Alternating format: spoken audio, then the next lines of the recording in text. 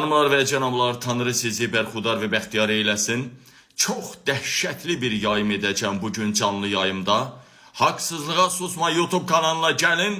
Çünki TikTokda İlham Əliyevlə TikTokun baş ofisinin rəhbərləri korrupsiya əlaqəsindən dolayı məni canlı yayıma çıxmağa qoymurlar.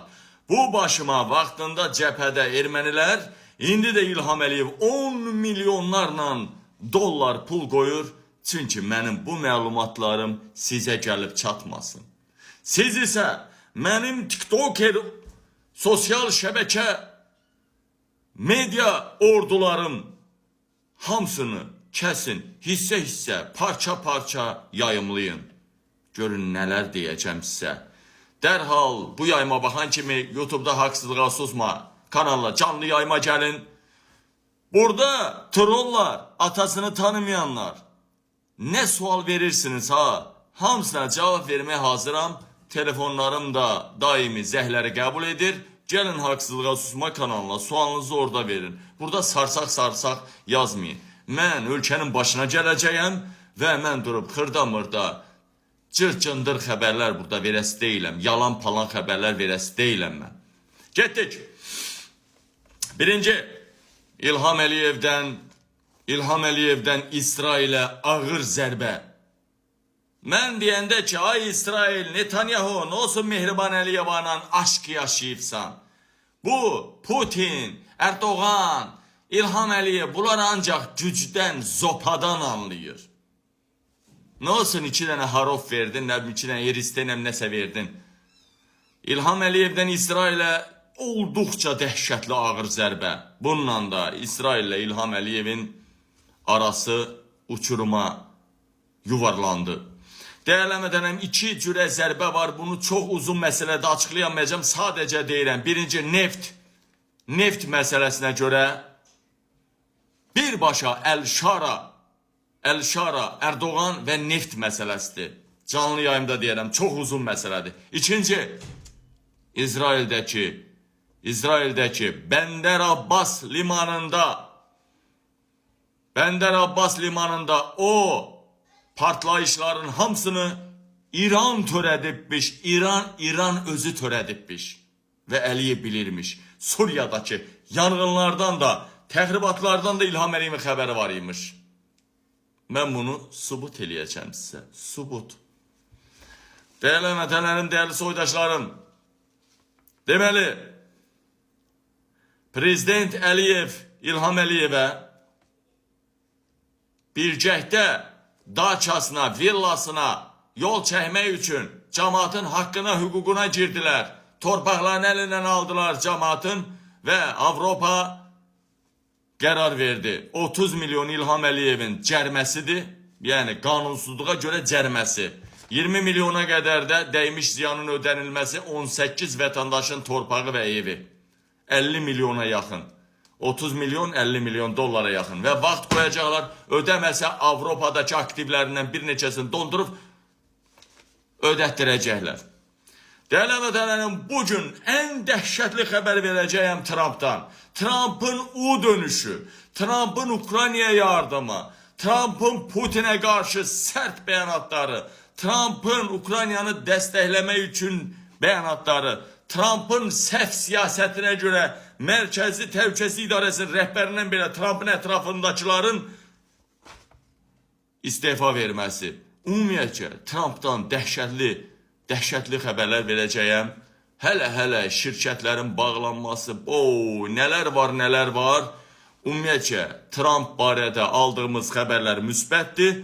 Trump barədə sadəcə Trump Amerikanı uçuruma yuvarladı, amma son anda Trump U dönüş etdi. Biz nətər demişdik ya, may ayında.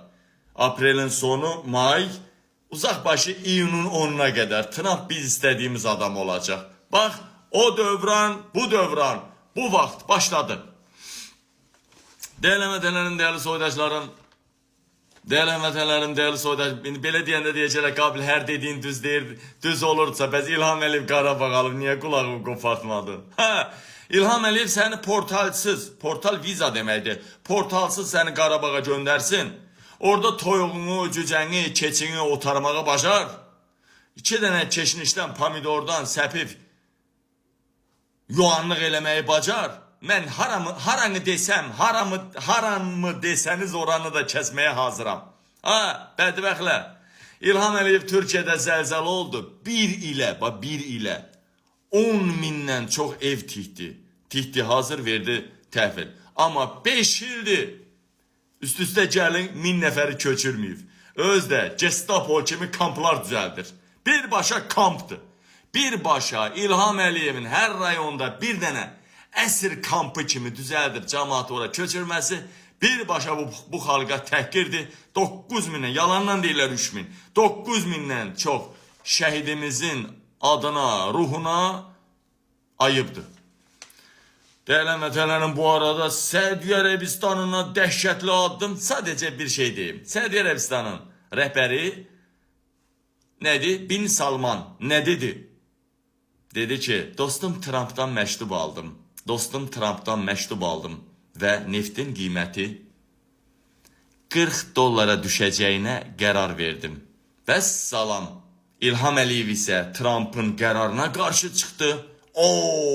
İlham Əliyev Trump'a savaş açdı.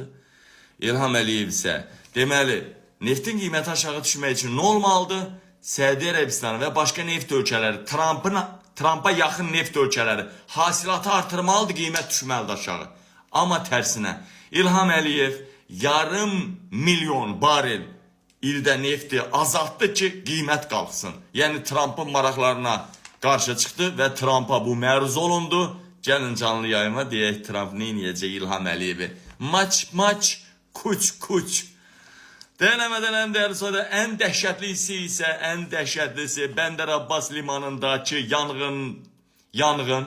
Birbaşa İranın prezidenti gələndə, hələ gəlməmişdən öncə Dövlət Təhlükəsizlik Xidməti Azərbaycanın Əliyevə məruz edibdi. Bəndər Abbas limanını İran özü yandırıb. Niyə? İran prezidentinə təxribat olmasın, İsrail bununla kifayətlənsin, İsrail desin ki, mən yandırmamışım, kim yandırmışdı onu? Yəni başlar ora qarışsın və İranın prezidenti gəldi, getdi.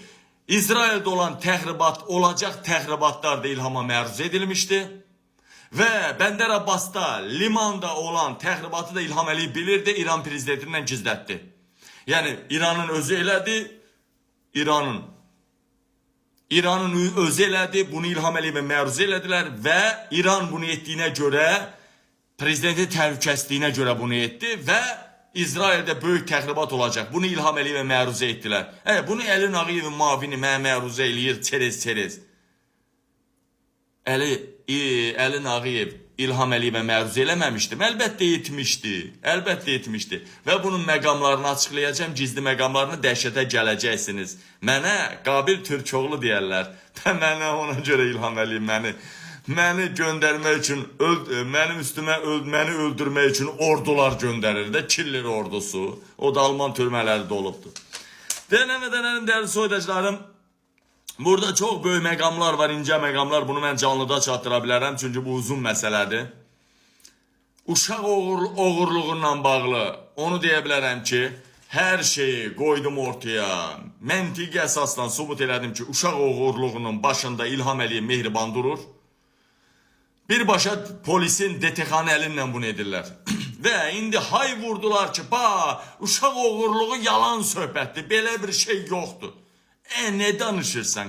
Hər bölgədə oğurlanan uşaqlardan da, orqanları çıxarılanlardan da xəbərimiz var. Üstəlik, uşaq oğurlarının videoları da yayımlanır. Ne danışırsınız siz? O videolardakı çox elədir, indi göstərəcəm canlı yayımda. Sadəcə İlham Mehriban dalındadır. Uşaq oğurluğunun orqan mafiyası. Və getdə İlham Əliyev o uşaqların orqanlarına da göz tikibdi və bunu sizə dəhşətli çatdıracağım subutlarla, faktlarla. İlham Əliyev şokdadır, ona görə yayır ki, uşaq oğurluğu söhbəti yalandır. Axı hamınızın ətrafınızda bildiyiniz adamlar oğurlanıb və orqanlarda götürülüb, meydi tapılıb, tapılmayıb. Bu başqa söhbət. Görürsün, indi prezident burada da alladır. Dövlət Təhlükəsizlik Xidmətinin rəhbəri İrana agent göndərib, əmmamə məsələsi. Yobana Əlin Ağayev. Sən rüşvətdən başqa, Kamran Əliyevin arvadını qayırmaqdan başqa nə bilirsən?